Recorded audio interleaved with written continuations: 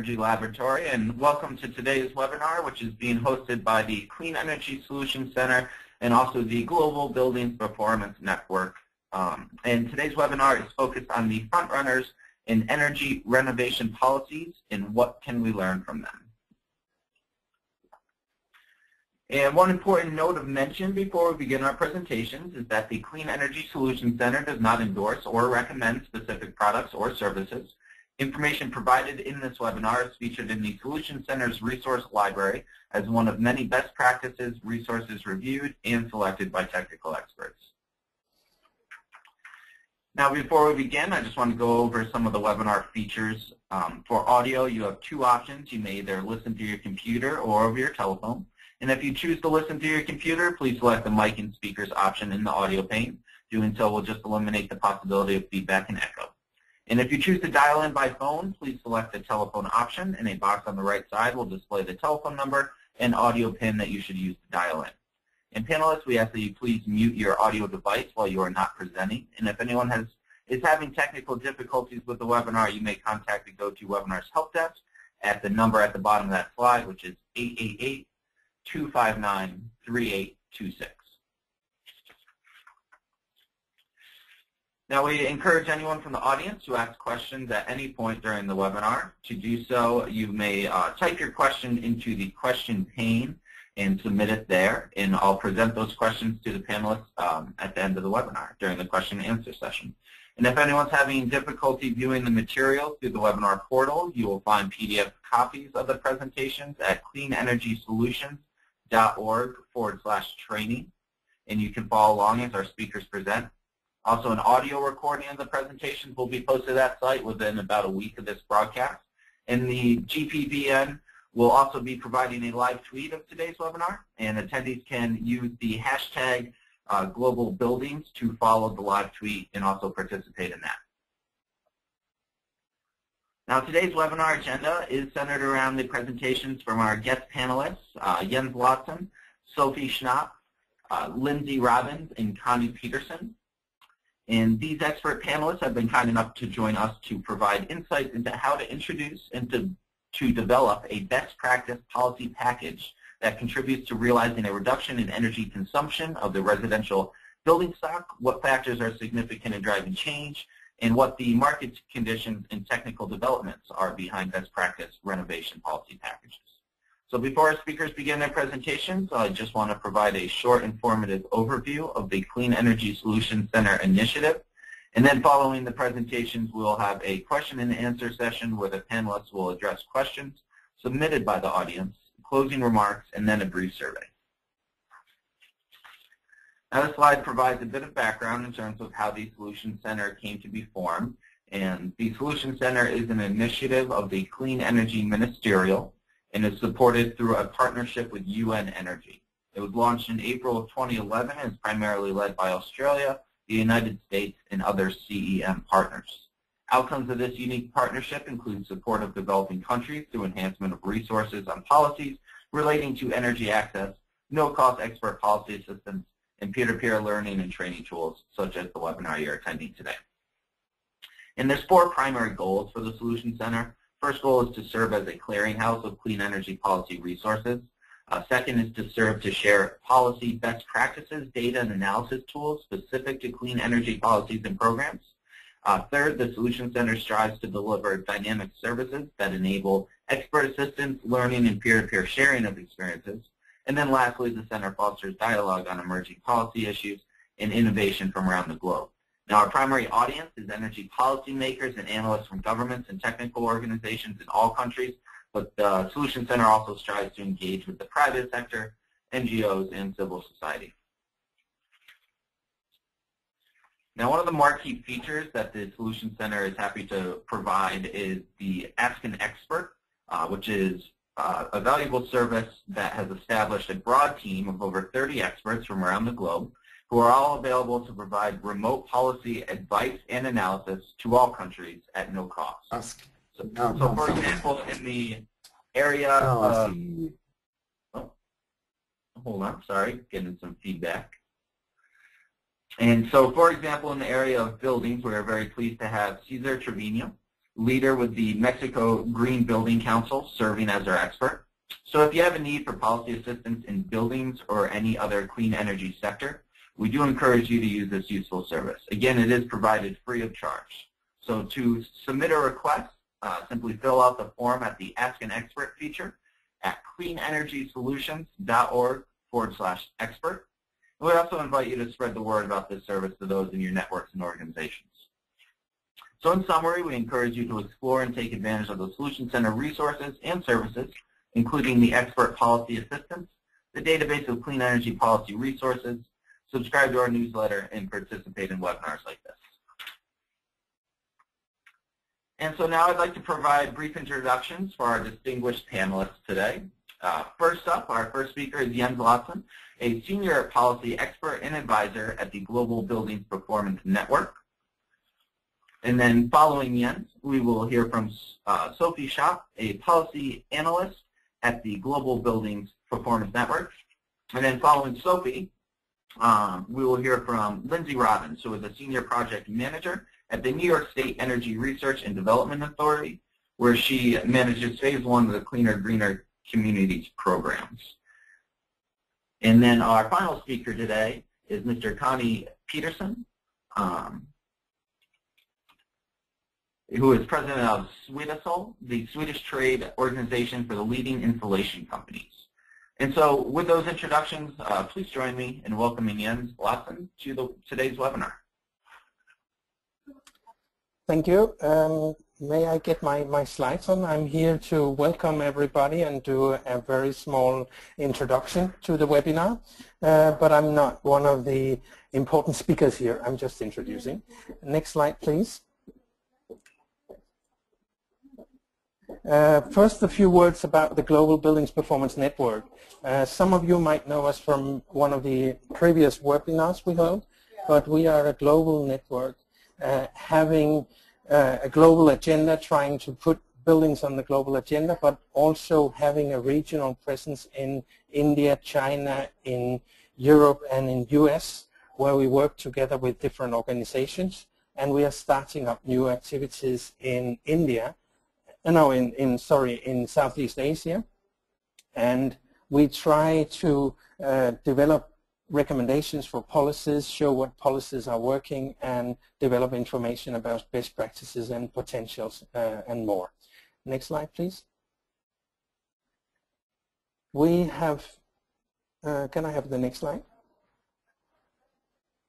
We have looked into the climate change issues, and we have done studies on what are the potentials, what are the possible scenarios for the future.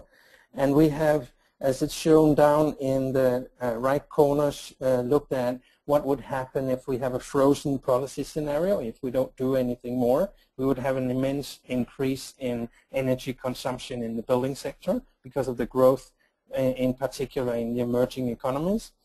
Then the second part, we have looked at what would happen in case we implement the current policies, but we implement them the best possible way, and we do them more ambitious than we do today. That would be the blue scenario, which is still giving us an increase in the energy consumption.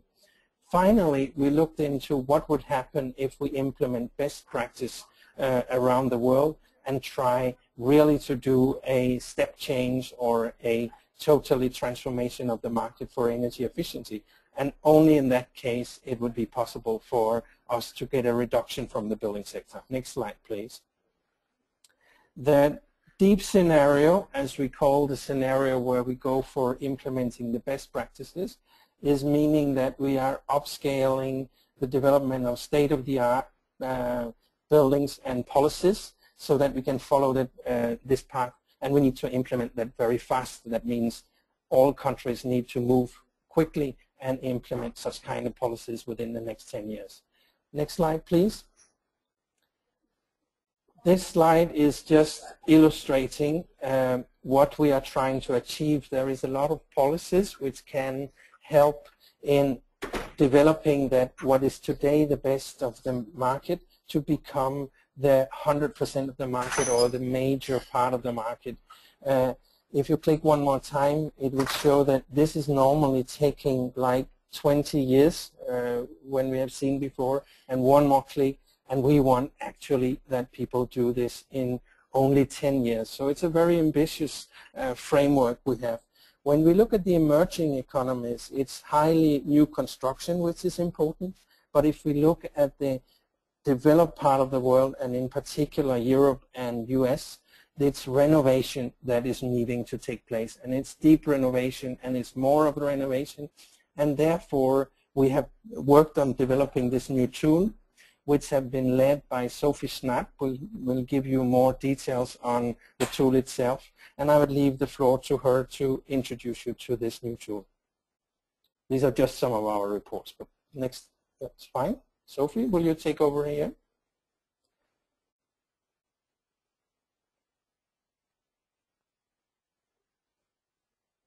Hello there. Good afternoon or morning, depending on where you are in the world, and thanks for your attendance. My name is Sophie Schnapp, and I'm a policy analyst at the Global Building Performance Network, and I'm the person in charge of the development of our existing building projects. So firstly, I want to provide you with a bit of a background to the GBPN sort of existing building research project on more and deeper renovation. Basically, our fundamental goal here is upscaling deep renovation, as Jens Nelson mentioned earlier. So last year we published a report that's called "What is a Deep Renovation?" We found deep renovation to be quite a popular buzzword in the community at the moment, and we felt that there was a real need to harmonize this and define it. So we looked at the differences in regions in the EU and the US, and using a sort of consensus-seeking process with a group of experts in the field of renovation, we came up with a final definition, or a few final definitions, for a deep renovation or a deep retrofit. So the next part of our project, or overall research project, was we then moved on to define a set of state-of-the-art criteria for a policy package that targets energy renovations. This feeds into the new policy tool for renovation that we published this March. And with the findings of this tool, we present to you the webinar series that we're involved in right now today on how to save energy using renovation policy measures. That aims really to take a deeper dive into how to set up a best practice policy package using insight from best practice jurisdictions. So now I'm just going to give you a quick overview of my presentation. I'm going to initially discuss the rationale behind the webinar series. I'd then like to talk about the policy comparative tool, the methodology behind it, and basically the results. Sorry to interrupt real quick, but your audio is coming through a lot more staticky than it was earlier. Is it possible to change something? Either I know you have another computer there. Maybe we should look at that one. Yeah, give us a second. We're just going to try something. Maybe if I speak into some headphones, it might work better.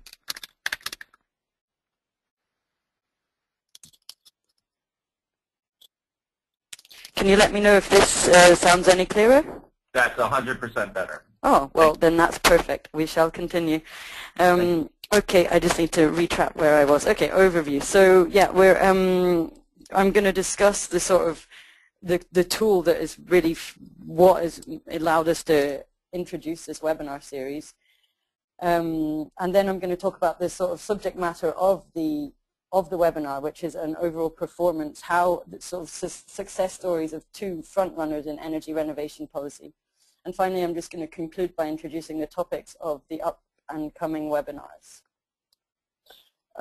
So why have we decided to host a series of webinars? What we really want to do with this webinar series is to provide you, the viewers and policymakers, hopefully, with some in-depth insight into how a jurisdiction used a specific policy measure or combined measures to renovate their building stock.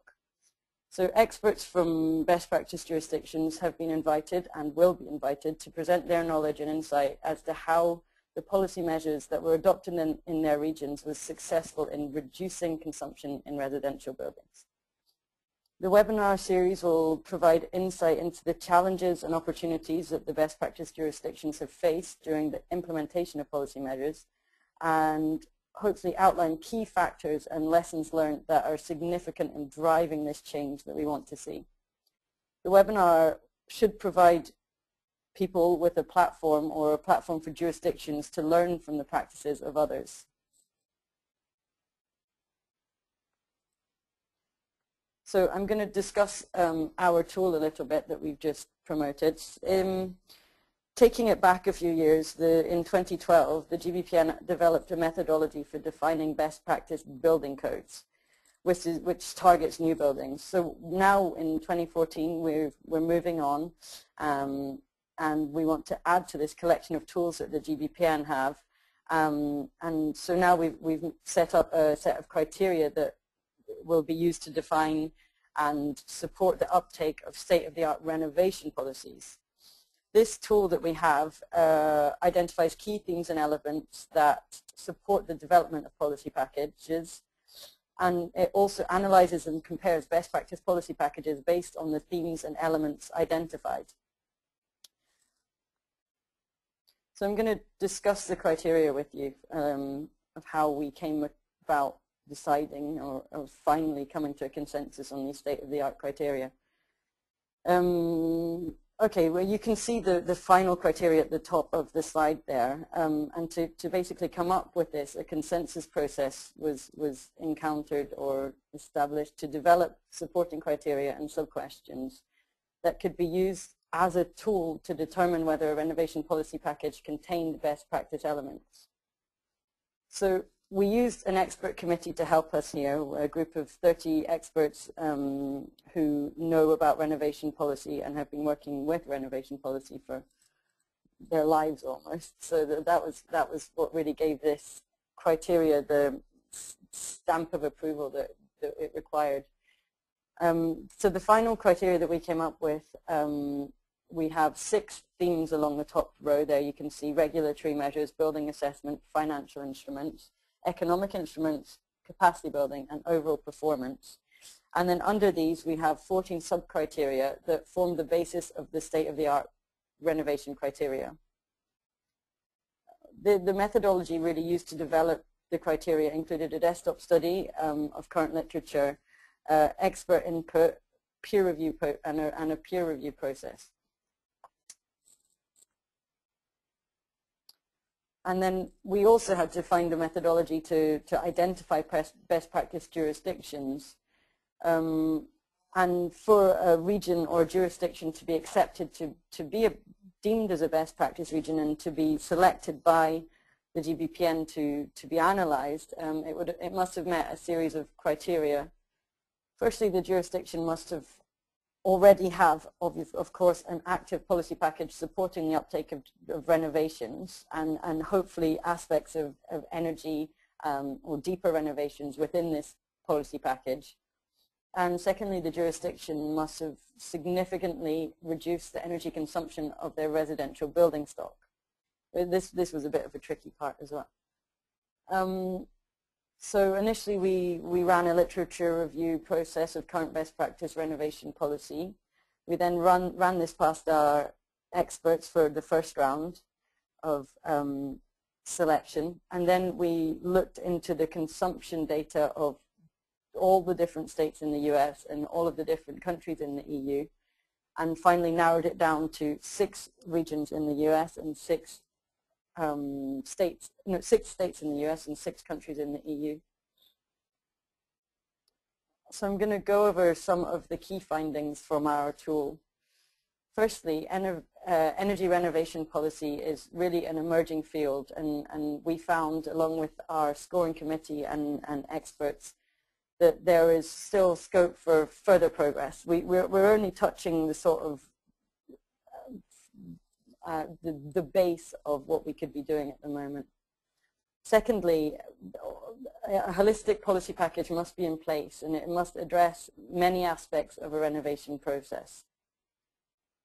Thirdly, this is quite a big one, that there is really no such thing as an overall best policy package, and all countries and states can benefit from best practice sharing, which is what we're trying to do today. Financial mechanisms need to be locally adapted and linked to broader national renovation strategies. We found that many of the best practice regions lack a presence of short-term implementation plans or roadmaps to lead the way to realizing their targets. Also, although there are many national targets for renovations, national targets for reduction of energy or reduction of carbon dioxide emissions, there really is an absence of clear and ambitious targets for the renovation of existing buildings or generally buildings themselves. Okay, so I'm just going to quickly discuss this first webinar. I think we've already gone over it quite a bit. So we've invited jurisdictions who have successfully reduced their residential consumption to present their own specific success story. We believe at the GBPN that the overall performance of a policy package is quite critical when analyzing whether the package can be defined as having best practice elements. Although most of the best practice jurisdictions have actually managed to reduce their consumption indicators, there have been two real golden stars that have the steepest and greatest reduction that were found in the past 10 years. And this is New York and Sweden. So a little applause to them, really.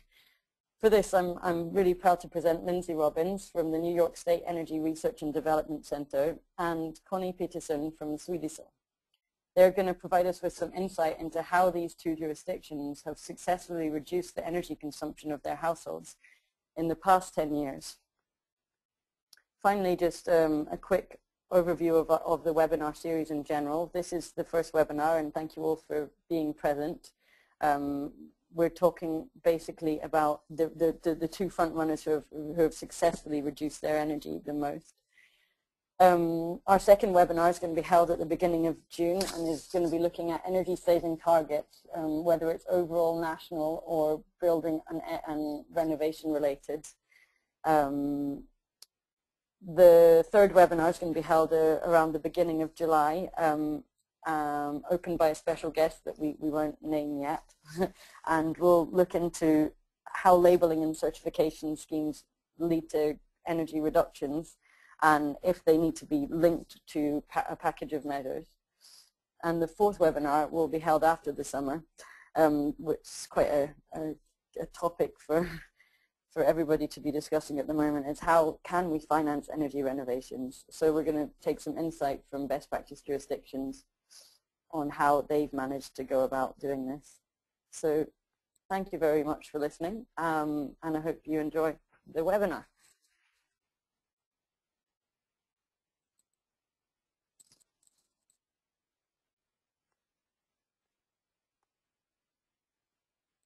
So good morning, everyone, or good afternoon, depending on where you're located in the world. So my name is Lindsay Robbins, and I'm with an organization called NYSERDA in New York State, and I'm really happy to have the opportunity to be here today to talk to you about some of the successes that we've had with implementing clean energy in the residential sector. So for those of you that don't know, NYSERDA stands for the New York State Energy Research and Development Authority. Most people in New York State don't even know what it stands for. It's a very long name. We really stick with NYSERDA because that's easier to remember. But basically what we are is a public benefit corporation. It was established back in 1975. However, we essentially operate like a state agency. For the first couple of decades that we were around, really from 1975 up until the mid-90s, the majority of what we did was what our name says, research and development. And while we've continued to do that since the mid-90s, really since then the majority of our staff and budget and responsibility has been focused on running the state's clean energy programs. And really we run programs that address all sectors, commercial, industrial, agriculture. But what we're going to talk about today is mainly focusing on the programs that impact the residential sector, including everything from single-family homes all the way up to very large apartment complexes. So this is our mission statement, and as you can see, we really are focused on both improving the state's economy and its environment, focusing mainly on innovative solutions related to energy in order to accomplish that. But we are far from being the only organization in New York State that is working towards that mission. I think that, it's definitely a big asset to New York State to have an organization like NYSERDA. There are only a few other states in the United States that do have an entity like us that's really focused specifically on these issues and has a mission dedicated to them. But the real key to the success that New York State has achieved is the fact that all of the entities that you see here are actively collaborating on energy-related issues in the state. We have our Public Service Commission that regulates the electric and gas utilities. They collect ratepayer surcharges that fund the clean energy deployment programs. They also have a staff that works collaboratively with both NYSERDA and the utilities to design and run those programs. We have our governor's office that sets the state's policy agenda, sets goals and targets for energy and renewables, and also launches special initiatives that address current issues with energy in the state. We have the state legislature that can establish programs or initiatives via legislation. We have municipal and investor-owned utilities that collect ratepayer surcharges and work with NYSERDA to collectively administer clean energy programs. We have other New York State government departments that we actively collaborate with, and in some cases co-run programs and policy initiatives with. And in New York State, we actually have 1,600 different municipal governments in the state, all of which have the ability to implement policies and programs and possible policies on their own. One of those, of course, is New York City, who is no small player globally or in the United States, especially when it comes to sustainability policies. And then, of course, there are many community benefit organizations and non-governmental advocacy organizations that we collaborate with on policy, outreach, and program-related matters. So I was really delighted to hear from GBPN a few weeks ago about the fact that New York State had performed so well in the study that they did, and to really have the opportunity to kind of think about, what it really is that has led to New York State's success. It was kind of neat to have the opportunity to think about it from that perspective and pulling together this presentation. And these are kind of the key factors that I came up with that I really think contribute to the success that we've had in the residential sector. I'm going to walk through each of these in more detail, but in a nutshell, I really think the strengths that we have are, one, the fact that we have a relatively long history of running clean energy deployment programs. And as a state, we've harnessed a lot of funding to support those programs over the years. Two, the fact that we've had the opportunity to shape a lot of what has happened on the national scale by being the first to try out and implement some of the innovative residential-related programs and policies that have gone on in the United States. Three, the consistent political support that we've had from the top down, from our current governor, Andrew Cuomo, and governors in the past, also the legislature, our mayors, and municipal governments, all of which have set some ambitious clean energy goals and helped the state to harness the necessary resources in order to achieve them. Four, the fact that we've placed a great deal of emphasis on the importance of bottom-up solutions and strategies that are engaging people on the community level, so that we're really coming at this from both sides, both with top-down policies and bottom-up engagement and solutions, that I think is especially important on the residential sector. And finally, I think the key factor to our success is the focus that we've consistently had, both with policies and programs, on market transformation. So not just incentivizing good behavior or mandating it, but really helping the market to adapt to deliver effective solutions on its own. So starting off with funding and experience, we've really been lucky enough in New York State to have 16 years of experience running ratepayer-funded clean energy programs. It can really take a while to get these programs right, and even after 16 years, we're certainly still working to make them even better. But essentially practice makes perfect, and we've had a lot of time to learn over the years what works and what doesn't in administering these programs. Another key factor is what I talked about before, the fact that the state, as a state, we've been working together for years across departments, across municipal governments, with utilities and nonprofits and many other partners to design policies and programs that work and to take advantage of the multitude of know-how and resources in both the government, nonprofit, and the private sector. And we've also been fortunate enough to be able to harness a lot of funding to support our clean energy work, and not just federal funds, but funds that come from the state itself, from ratepayer surcharges and from our participation in the Regional Greenhouse Gas Initiative. So to give you a little bit better of an idea of how funding programs and some policy initiatives have unfolded over time, I pulled together this timeline. This by no means shows all of the key events in energy in New York State, but just a few important ones that I wanted to highlight. In 1996, New York State deregulated its utility markets, meaning that utilities were no longer responsible for generating electricity or gas, but rather focused instead on the distribution of those resources. And at the same time that that happened, the state government and the Public Service Commission thought that it was important to create some programs that would ensure good stewardship of our energy resources.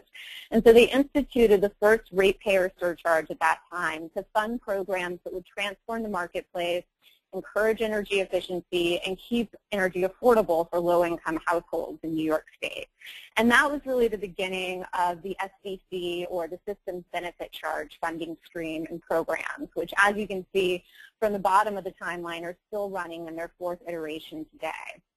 So the state, when they started this, needed someone to fund those programs.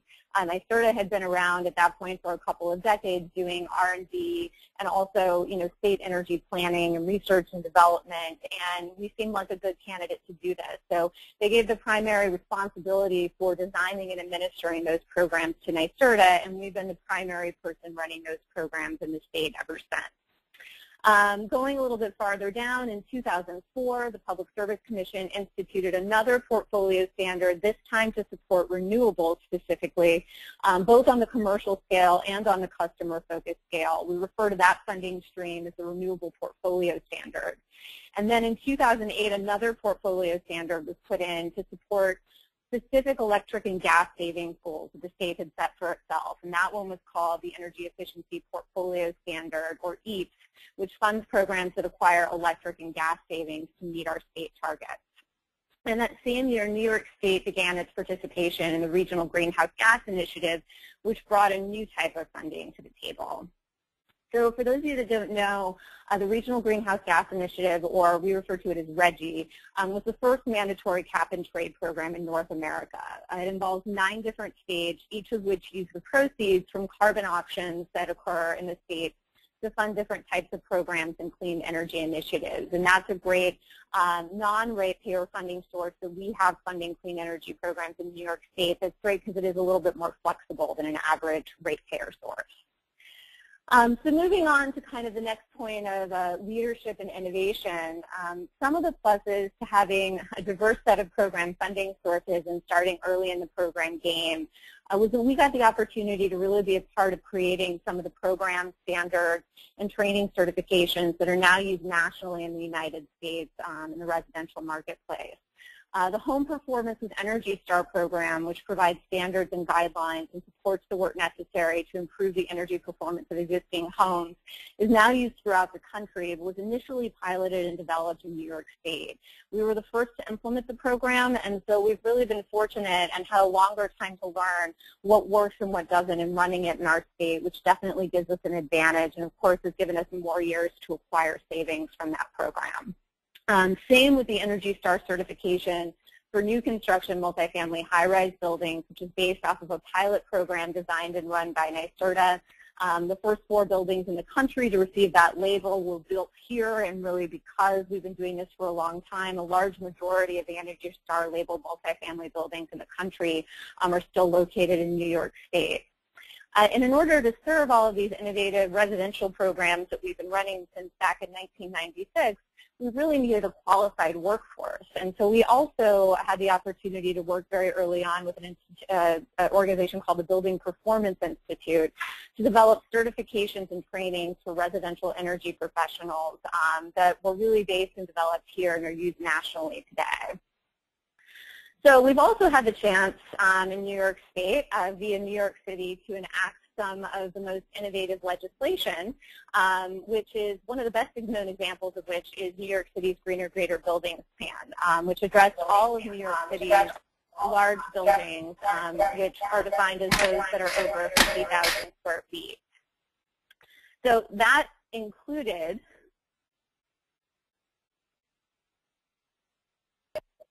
Sorry, I think we've had a few technical difficulties. I think I'm back on now. Can everybody hear me? Yeah. Okay. I'm going to keep going. So the Greener Greater Buildings Plan addressed all large buildings in New York City, which are defined as those that are 50,000 square feet or larger. That includes commercial buildings, but the majority of those buildings are actually multifamily residential buildings. 75% of the buildings that were impacted by this legislation were residential buildings. And one of the key factors from this legislation was that it mandated annual benchmarking plus energy audits every 10 years for those buildings, and also enacted stricter energy code requirements and some workforce development policies. Even though this is a New York City-led initiative, it's also another great example of how the whole state kind of works together and why New York State has been successful. NYSERDA and many other state partners collaborated with New York City to support the legislation with technical resources, funding for training, and New York City has really worked to use the legislation to drive people into participating in state-funded and run clean energy programs. So it's really been something that's served both sides. So another key factor in the success that we've had is really the great political support that we've had, from the top down in the state. We've had tremendous leadership from our current governor, Andrew Cuomo, and from previous governors as well. As I mentioned before, we have a robust network of state and municipal governments, agencies, regulators, all collaborating together to implement some of these policies and programs. Clearly, our participation, the state's decision to participate in RGGI has brought a lot of different great resources to the state that we can use to run these programs. And one of the really great things that we have that happens in New York State is state energy planning. So really, developing comprehensive state energy plans to think strategically about how we want to use energy and how we want to promote clean energy going forward. We developed our first state energy plan back in 2002. We updated that in 2009 and are currently in the process of updating another one for 2014. And that kind of leadership has really been a key factor in success. So the Green Jobs, Green New York program is something that I want to talk about as an example of a successful kind of community-based strategy. It's a great example of how we've tackled issues both from the top down and the bottom up. Green Jobs, Green New York is a RGGI-funded, NYSERDA-run program.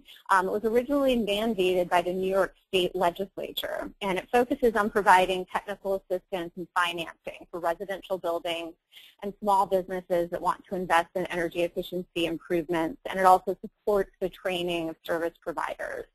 But even though this program was mandated by the legislature and is run by NYSERDA, which is a statewide organization, I think one of the keys to a success was the fact that we really took a community-based outreach strategy that put a large amount of the responsibility for finding participants, conducting outreach, and helping participants to navigate the program. It really put a lot of that responsibility with strategically selected community-based organizations around the state that had really strong ties to their communities and could tailor their outreach strategy to the specific needs of their constituents. And I think that led in large part to the success of the program. Another example of a top-down program that we succeeded, that had a lot of success from engaging people from the bottom up is our Cleaner, Greener Communities program. This program was enacted by Governor Cuomo in 2011, really with the idea of empowering the 10 different regions in New York State to help them develop sustainability plans and then to implement projects from those plans to ensure that we're actively working to improve the sustainability of our communities throughout New York State. We're the first state in the country to create comprehensive regional sustainability plans for the entire state. And I think this was a really tremendous effort. Creating these plans really happened on the community scale in each of these regions, involving hundreds of different municipalities and thousands of active participants, of real citizens on the ground that sat on working groups and contributed to the development of these plans and now feel invested in their communities and in working towards sustainability. And I think that was a real tremendous success of the program. So the final point I wanted to touch on was really the idea of market transformation and the key role that plays in programs that we've run in New York State. What you see here is something called the energy innovation chain. This is something that NYSERDA uses kind of internally to make sure that we're approaching our program design in the right way, so that we're really taking new energy efficiency strategies or technologies and kind of bringing them all the way through with strategic interventions along the way to take them from the point where they're new and get them developed and get them out into the marketplace. And so this is something that we really think about is, taking something and helping it evolve throughout the full process to the point where it can really stand on its own and become a standard practice in the marketplace that doesn't need incentives or other types of things to support it. So one of the things that we do when it comes to market transformation that we've really focused on, especially in the residential sector for both multifamily and homes, is creating an educated workforce and market mechanisms for delivering clean energy systems, for delivering clean energy services. As I mentioned before, we've placed a lot of emphasis on training. We've put a lot of funding into training. Really on the multifamily side, we've also put a lot of time and effort into developing consulting firms and people who are really out there delivering this service to building owners, helping to support their business development, helping to support their training, and really ensuring that as a state we have a robust network of service providers who can provide these services, and that we're not just having those people be available, but actually helping them develop their business plans so that ideally in the future they don't need to rely on incentive programs in order to get customers, so that they can show customers the value they can bring to the table just on their own as a service that can help people save money and save energy. Another thing that we do is really actively utilizing information from the programs that we run in order to inform the marketplace. One of the things that we've done on the multifamily side is we have one of the few programs that actually measures energy use before and after renovation, so that we can really see if the savings that projects are predicting they're going to get with energy models, and whether or not they're actually getting those. That's obviously important to customers that are considering participating in the program. It's also important to the finance field and whether or not they're interested in providing capital for these projects, if they really think they're going to save the energy they're predicting they're going to save. So we've used some of that research to try and get it out to the marketplace to provide that information and use that strategically. Another thing we've done is try and find creative strategies to stimulate action in the marketplace that aren't necessarily associated with incentives or even with legislation. One of the things we've done in the state is partnered with New York City for the multifamily sector to run something called the New York City Carbon Challenge for multifamily buildings, which basically, it isn't an incentive-based program. We provide, outreach assistance, but we've gotten at this point, I think 12 of the largest property management firms in New York City to sign up to the challenge and bring in significant chunks of their portfolios of multifamily buildings and make a commitment to reducing energy use, carbon emissions in those buildings by 30% over the next 10 years. So that's really, using the idea of the competitiveness in the marketplace to really kind of stimulate people to say, I'm going to step up and make this commitment and do this work. In the multifamily sector, we've also really tried to stimulate participation in our programs and people reaching out to the certified consultants that we have in our network. We created things like Google Maps that show how many people have participated in our program, so that you can go to the map and look and see, oh, there's 5 different buildings within 2 blocks of me that have participated in this. Maybe this is something I should be paying attention to in order to have a competitive, residential business that I can continue to make sure that my buildings are competitive with others in my neighborhood and in my city. So taking those types of strategies to stimulate activity without incentives. Finally, really focusing on connecting clean, excuse me, on making connections with, economic development and finance. One of the things that Governor Cuomo has done is created these 10 regions throughout the state, which each have regional economic development councils and are really focused on improving the economy of New York State. And when we ran our Cleaner, Greener Communities program, we were able to connect the sustainability plans that were developed for these regions with their economic development strategies to really have this be something that people felt invested in, because they knew it was going to not only improve the sustainability of their communities, but also the economy of them, which for large parts of upstate New York especially, has been suffering for many years. Another strategy that we've taken is increasing the availability of capital for clean energy projects. We launched as a state, as a city, several years ago, the New York City Energy Efficiency Corporation, which has been focused on developing innovative financing packages to assist buildings, both commercial and residential, in New York City with getting capital to do energy efficiency projects. And recently, as a state, we've launched a $1 billion initiative to launch a statewide green bank, which is going to try and make innovative steps in the financing industry in order to make more financing available for clean energy projects. So taking that approach as well, I think, has led a lot to our success. And that's it for my presentation. Are we holding questions until the end? Yes, we're going to hold questions till the end. Right now we're going to switch over to Mr. Connie Peterson for his presentation, and we do have his slide deck up right now. Yeah. Hi, Connie. Hi. Do you hear me? Yes, we can. Good, good. Yes, then I start. My name is Connie Peterson, and I'm invited to this seminar to talk about Sweden and how we have been able to save energy in renovation through our political decisions. And I'm sure glad that we are considered as a front runner, but I'm also a little bit surprised because I think we could do things much better. But I'm happy to share our experience with you. So can I have the next slide? My presentation will include the historical and political context relating to the renovation work. I will also try to explain the key factors that were significant in Sweden in driving change, and how we in Sweden could reduce our consumption of energy, and the market conditions, and also explain a little bit of the renovation story in Sweden.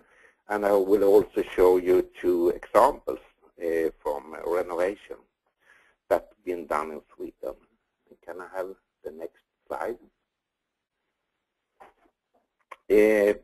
Sweden has adopted policies focusing on the environment since the 1960s.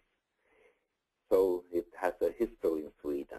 And another thing that's a little bit special for us up in the northern part of Europe is we have a cold climate. We are forced to build more efficient buildings. It's needed to have better building envelope than many other countries have to have. Another thing that's a little bit different for us is that we have hydro and nuclear power production, and we use a lot of biomass fuel. With all of these have low emissions of greenhouse gases. So there is not so much greenhouse gases produced from heating of the buildings, but still about 15% of the total greenhouse gases are from use of energy in our buildings. And we also have quite ambitious country reduction targets for the climate and energy. We have a zero energy net greenhouse gas emissions as a target for 2050. And we have in general more ambitious goals than the European Union has for especially for emissions and renewable resources. And we also have some other goals. And one of the most important goals for success in saving energy in our buildings has been a goal of increasing energy efficiency in the buildings, which are trying to reduce the energy consumption by 20% to 2020 and by 50% to 2050. And that's compared with the use we had in 1995. And the use is set per square meters. We can move to the next slide. And then I always talked about the first point on this slide. The building code in Sweden, we have the same requirements for renovation as we have for new building. So it's quite easy to fulfill the requirement in new buildings. And that have resulted in various demands from different actors to achieve better or higher demands on energy consumption. That's not good if you want to have a rational construction business.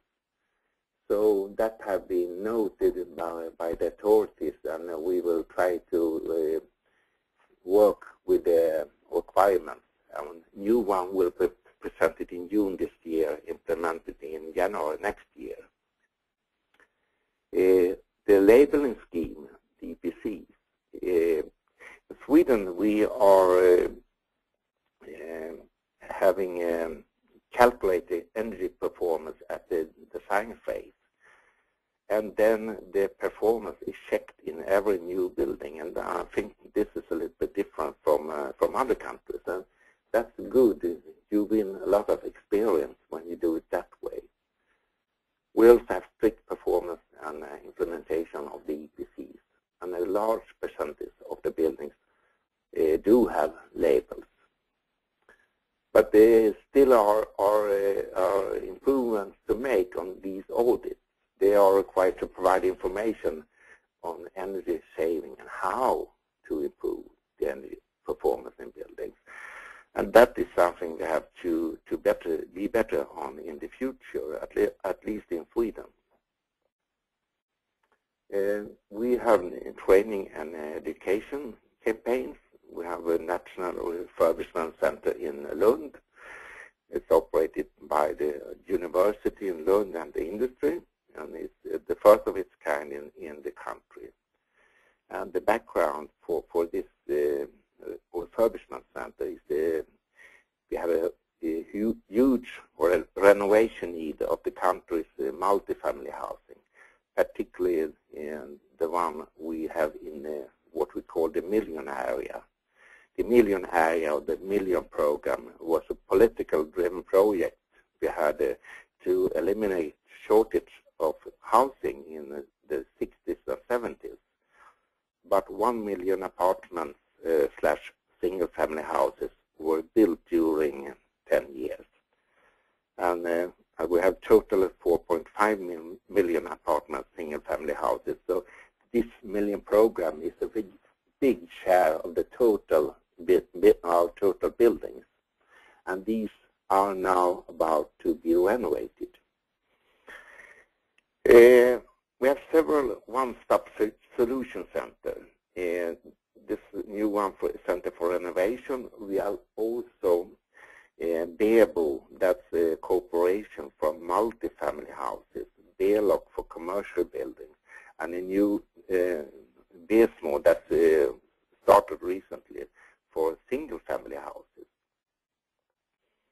But there's quite a lot of single-family houses. About we have 4.5 million apartments, single-family houses, and of these 4.5 million, 2 million are single-family houses.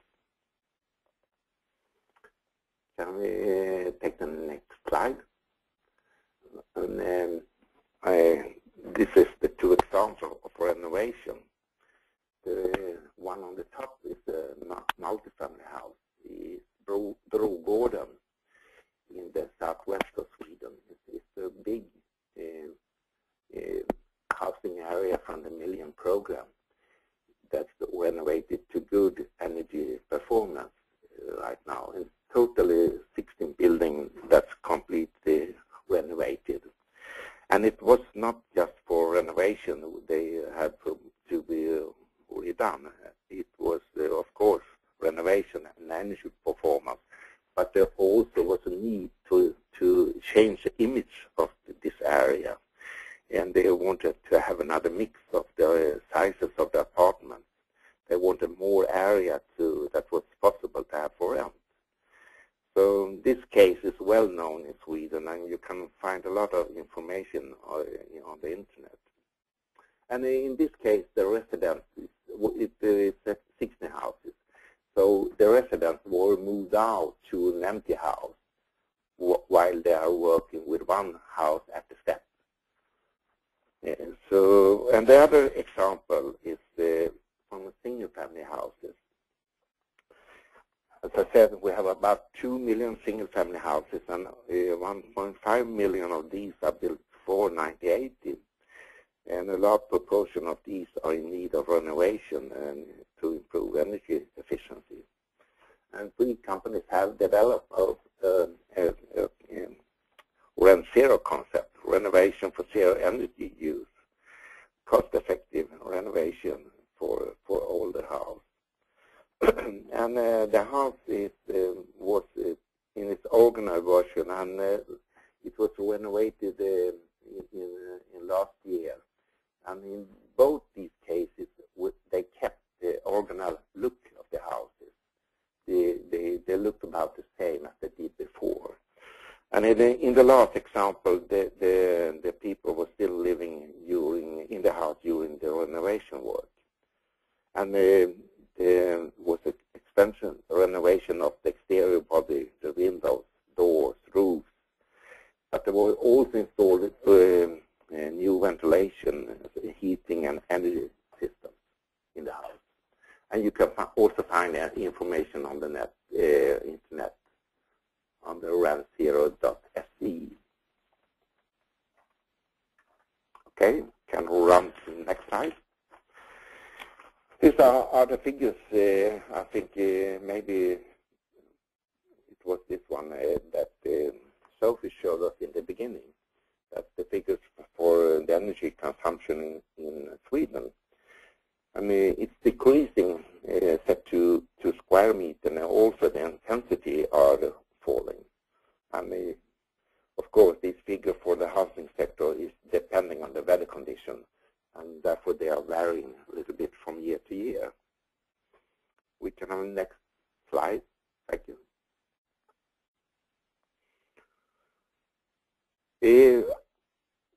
The building stock we will have, as we have a goal for 2050, almost 70% of the buildings we have by that time is already built. So if we shall achieve the goals we have for the energy use, we must specifically look at the existing house. And today we're renovating about 20 to 30,000 a year, and that's not enough. And especially if you take in consideration that we have the Million program coming into the renovation phase right now, so we have to upgrade the number of renovations. And we also can see that we need incentives to increase the number of renovation and also to get them down. So as the Million program originally was made for getting new housing, we have to make a new Million program for renovation right now. Can I have the next?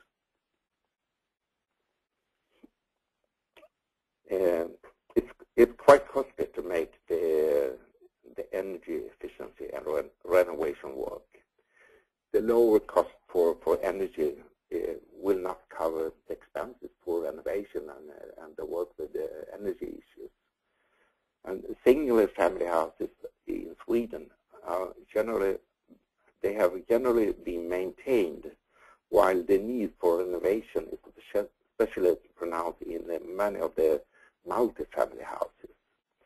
So when you are making calculation for renovation, you have to include the benefits to the society. And you can see on this slide, there's a lot of benefits for the society. One of them is creation of new jobs during the renovation. You also have to create better, safer, less segregated living environments, and also have to maybe change with a mix with the workplaces and the services. So this is these factors have to be considered when you start a renovation work. Next slide. The construction sector has earlier been used as a means to increase employment in times of a recession, and that has not been good for the construction companies. But these subsidies have been cut, and that's the favor for the construction industry, and that's fully accepted, and we will like to have it that way. Another thing that affects us is there's a tax reduction for renovation work in Sweden. And that has stimulated, of course, stimulated energy efficiency and renovation, but it was not promoted to promote. It was not invented to promote renovation work. It was to get rid of the black economy, as at least we say so in Sweden. We wanted this job to be done by companies who pay taxes and so on. Another market condition is the collaboration of market parties to deliver renovation solutions. And one of them we have in a low energy building program, LOGAN, that shows good examples for the rest of the market. And next slide.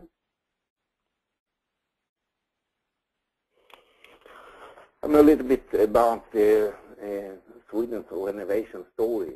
Why did we succeed, and why did we get such good rating?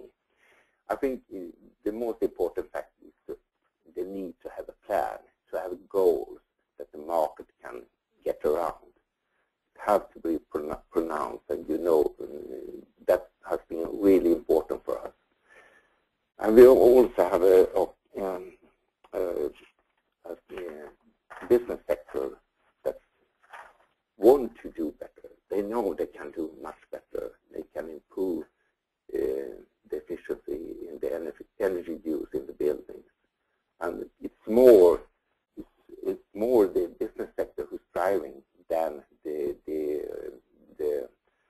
ministries and authorities in Sweden. But that has been important. And that is also important for most of the society. You are taught from the young age, as you said, that these topics are important for you. And we also have good data quality. If you are going somewhere, it's good to know your present position before you are moving. And we have really good information about the condition of our buildings, and we know what to do. And it's also so that most of the buildings are done in about the same way. Both the multifamily houses and the single-family houses have the same construction.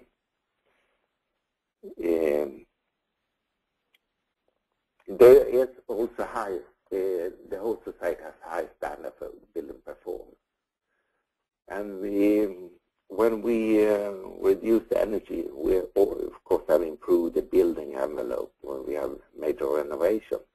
But we have also have good help from the district heating. So we installed a lot of heat pumps. We have installed better windows with triple glazing. And there has been a low rate of new construction. That fact means that it has been important with the renovation work for the whole construction market. And it's also been of big help to have this network in Bebo and Belok to share experiences through different companies. and they have also made a market-driven development of solutions for improved energy in the building envelope. Yeah, and the next and last slide. What I can see from our point of view is needed and important to continue with and to improve is to settle cooperation between politics, government, and construction sector. The renovation work is not just market-driven. The benefits do also exist for the society. And there's a big need of financial solutions, since all renovation measures in these areas are not always economically justified. There's a motive for the government to help with to find financing. And we must also find a rational solution for refurbishment.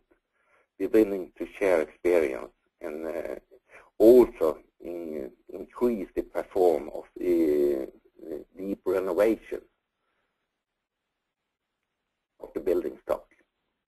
And there is also a big need for more information to the whole public about the goals and how to reach the goals. And that was the last point for me.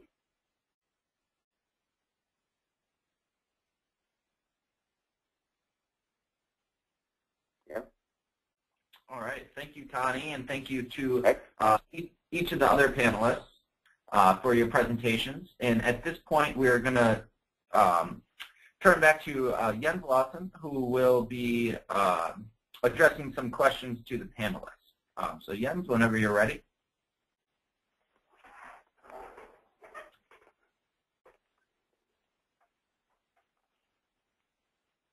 Oh, and Jens, you're still muted in case.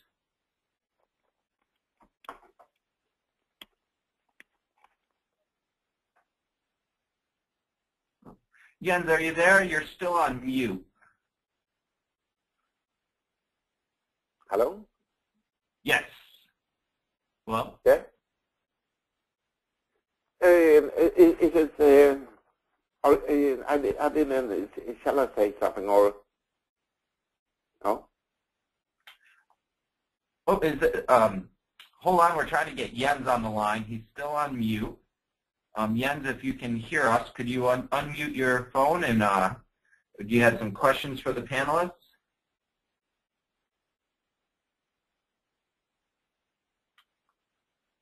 All right, he might be having some technical difficulties, so I apologize for that. So we're going to go ahead and present some questions from the audience to the panelists. And so one of the first questions that I received was in regards to the drivers of the Bro Garden. How replicable is that project? Is it scalable? And what's the financing package? Could you talk about some more of the details regarding that? Yeah, it's totally 16 houses, and they were really front runners. And the first house they did was quite expensive. It was almost at the level as they could have built a new house.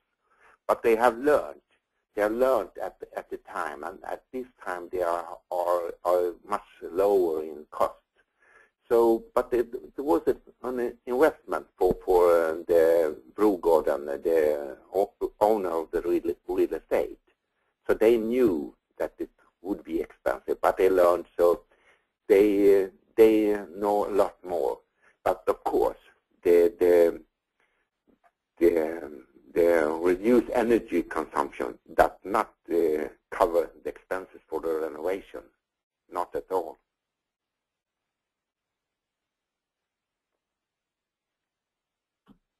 Great, thank you, Connie. Yes.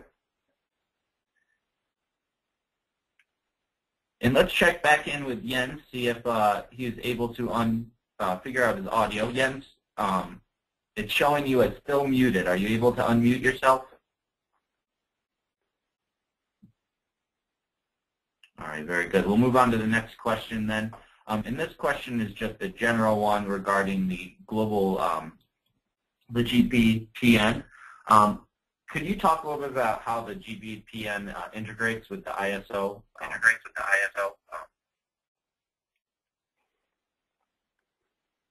I'm not quite sure about that one. I think Jens would be a good person to answer this. Can we hold that back until we find out where he is? Yes, we definitely.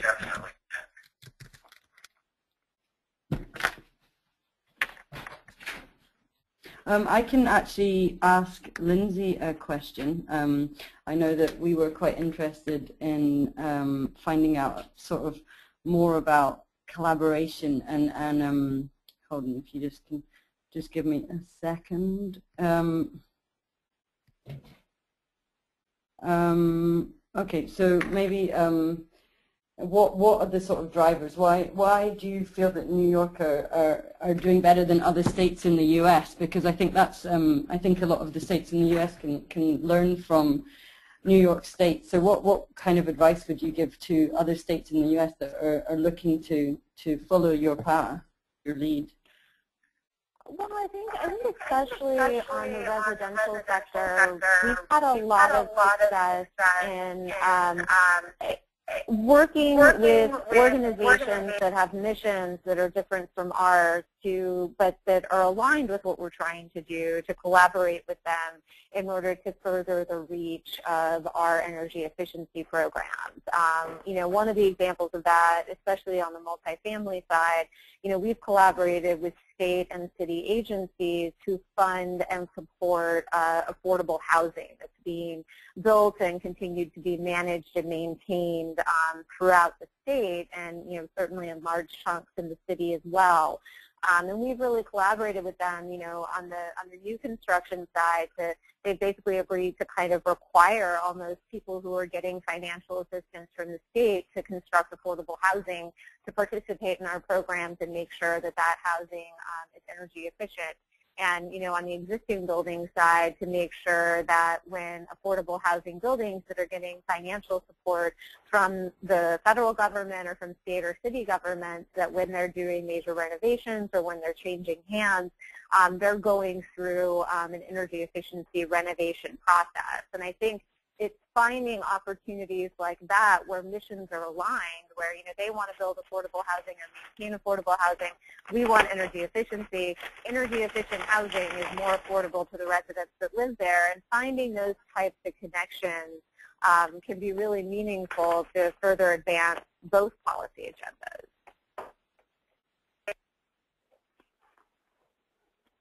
I'm muted. That's great. Nope, and I think I have another question, maybe. Hello? Yes, we can hear you. Go ahead.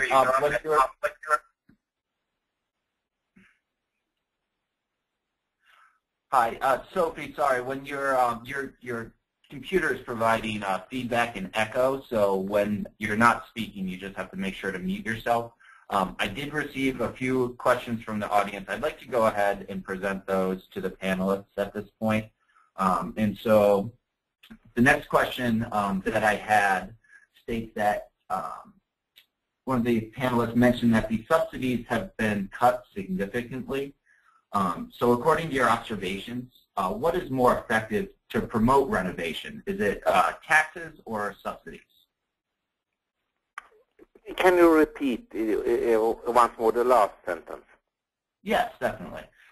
In your observations, what has been more effective to promote renovations, taxes or subsidies? What has been motivating? What's renovation?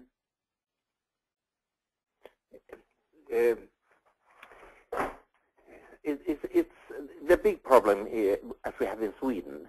The owner of the real estate, they don't have the benefits. That's for getting more employment, for getting secured areas, and so on.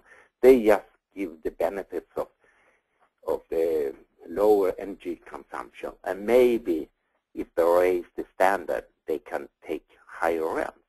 but it's not enough. Not enough. No, it's not enough. So you have some way you have to calculate and take care of the social benefits. Otherwise, we don't have any renovation work done. It has to be taken into consideration. You need some incentives, especially for the multifamily houses. There's another situation for single-family houses.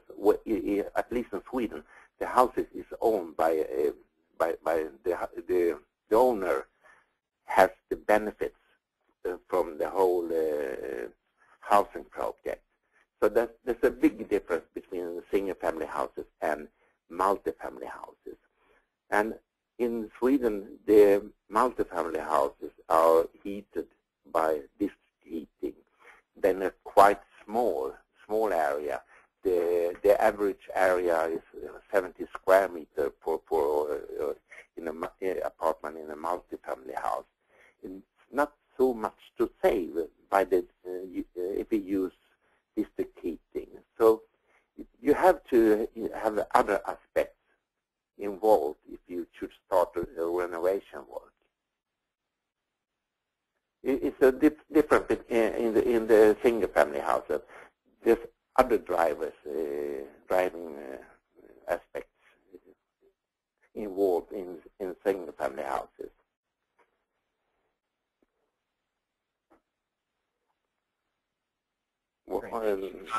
And Sophie, just so you know, we took you off mute, and I see that you're self-muted. So if you wanted to add to any of the comments, feel free to unmute yourself and go ahead. Sorry, Connie, did you have another comment to make? Great,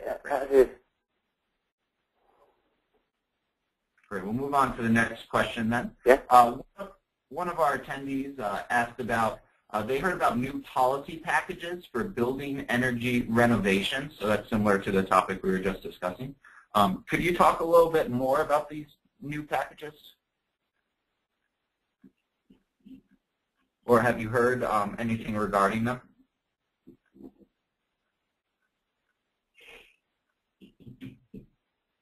Specifically, well, in Europe we have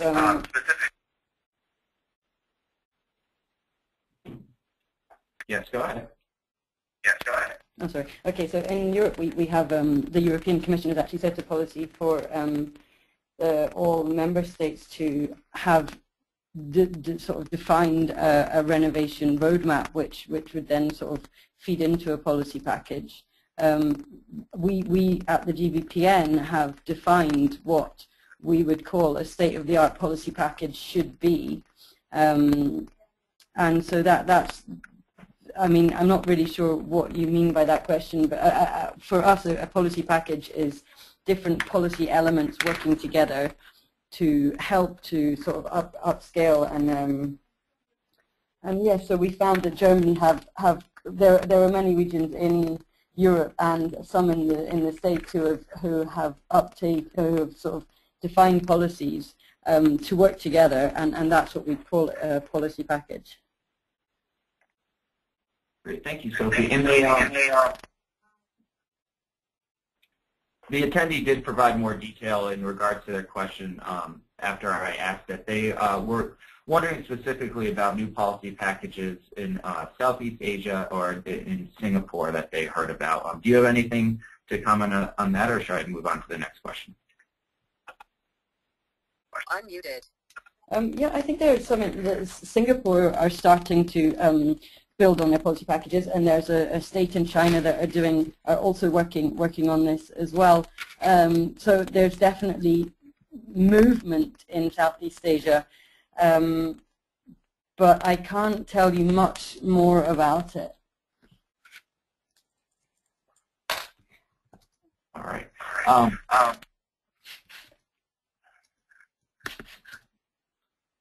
And so the next question that I received is, what is the most subscribed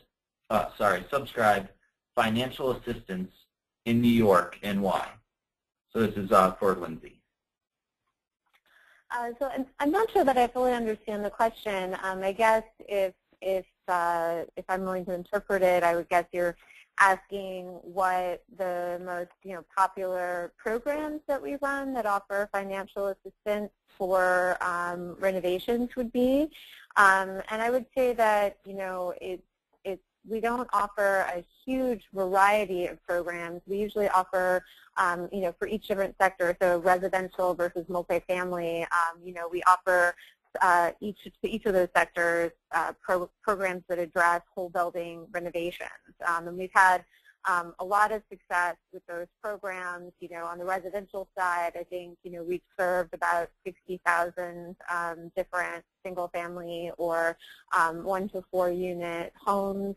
On the multifamily side, at this point, we've touched about 160,000 different units of multifamily housing with our comprehensive programs. But certainly, we have utilities offering kind of rebate structure programs for, one-off energy efficiency measures. And then NYSERDA tends to offer comprehensive programs that involve bringing a technical expert into your home or into your multifamily building to do an energy audit and develop a comprehensive package for doing significant energy efficiency reductions. Certainly, those comprehensive projects are much more beneficial, but they also are obviously much more challenging to get people to participate in because it involves a lot of time commitment and a lot of capital outlay from their perspective, even with the incentives that are provided to them. But we try and kind of offer a different suite of programs to address the needs of different types of customers. I hope that in some way, shape, or form answers the question. Yes, definitely. Thank you, Lindsay.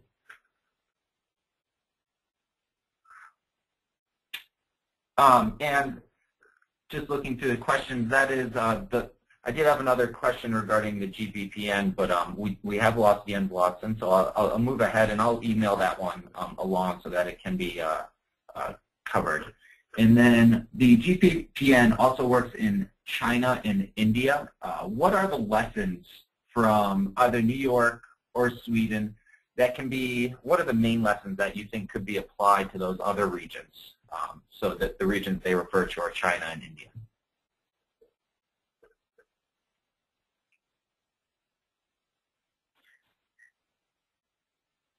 Is this a question for, I didn't quite understand if this is a question for Sophie or for Connie and I. Yeah, it was presented generally.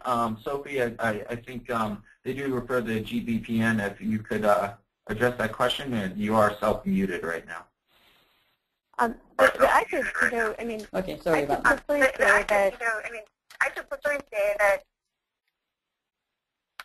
Yeah, I could definitely quickly say that I think it's been tremendous in New York State and in a lot of the United States that having these ratepayer surcharges that utilities are implementing that are actually generating funds to finance these energy efficiency programs, because having some sort of funding on the table either to provide incentives or technical assistance and to support outreach and all different types of strategies to get clean energy implemented, it really is important to have a dedicated source of funding to support that. And I think that that has been a tremendous help in the United States, in New York specifically.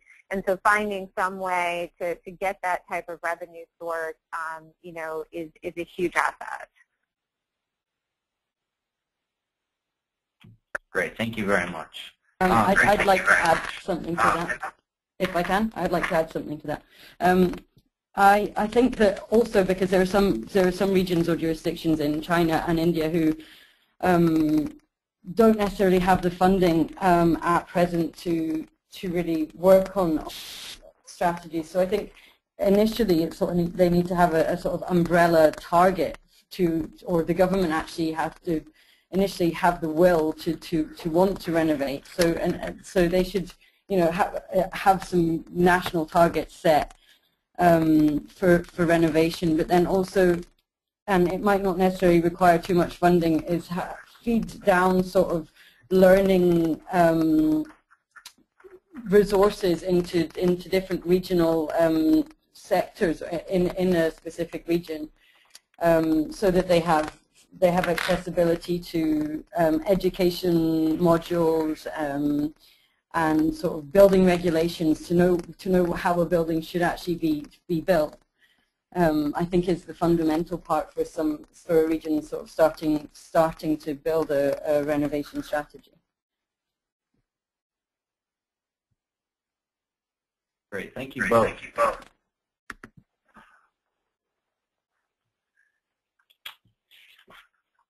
And so with that, we are approaching the end of the webinar, and also that was all the questions that I received from the audience at this point. So I'd like to again just thank the panelists for the presentations and the discussion afterwards. And now I'd like to ask our audience to take a quick minute to answer a survey on the webinar that you viewed today. We just have 3 short questions for you to answer that you can answer directly through the GoToWebinar platform.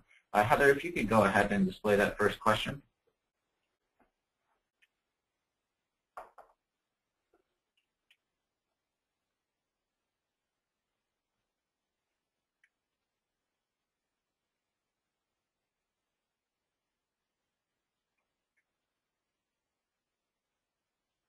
Great, and the next question.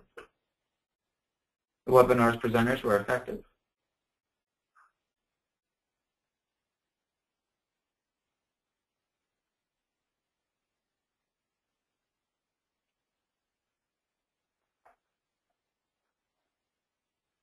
And then the final question, Heather.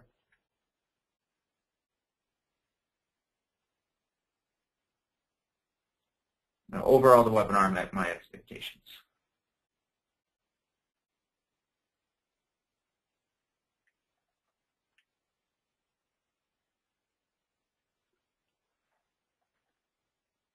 Great. And thank you for answering our survey. And on behalf of the Clean Energy Solutions Center, I would just like to send a hearty thank you to our panelists and also the attendees for participating in today's webinar. Very much appreciate your time, and I do invite you to check the Solutions Center website over the next few weeks if you'd like to view the slides again or listen to a recording of today's presentation, as well as any previously held webinars. And I'd also like to invite you to join the next webinar in this series, which will be taking place in June, and we will be sending out announcements for that prior to the webinar. And we also invite you to inform your colleagues and those in your networks about the Solutions Center resources and services, including the no-cost policy support. And we hope everyone has a great rest of your day and hope to see you again at future Clean Energy Solutions Center events. And this concludes our webinar.